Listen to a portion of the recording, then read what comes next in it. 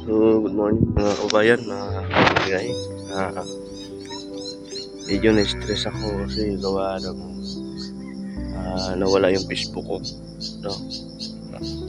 Ah, Dahil nawala, mabuti nagturo ako doon. So, yun mga kabayan,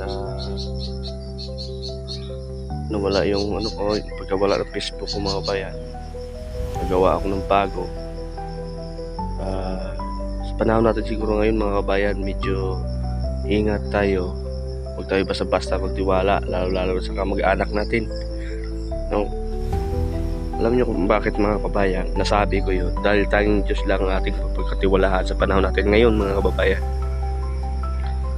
At nauna nga papapagsak sa iyo, kamag-anak mo, pamilya mo mga kababayan. Kaya huwag tayo basta-basta magtiwala. No?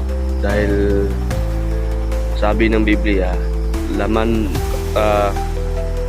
pamilya mo lang ang laman niya, pero yung utak nila hindi mo yan laman nila, kasi iba, kanya-kanya tayo ng pag-iisip mga kababayan. Kaya ano lang tayo, to be continue lang mga kababayan. Sa umagang ito, nandito ko ngayon mag-isa sa binablogan ko, dahil mag-uumpisa na naman ako sa pagbablog. Ito ay isa sa mga hamon sa buhay ko. Hindi ko na ma-open yung account ko mga kabayan sa Facebook. Mga friend ko, pinang-add ko na lang sila na ito yung bagong account ko. So sana masuportahan nila ako, no, ma-sharing nila kung ano yung may masasabi na sa akin about sa mga ganyang bagay, no. Dahil patuloy ko pa rin to, kahit konti ang konti yung mga followers ko na lang, dahil bago na naman.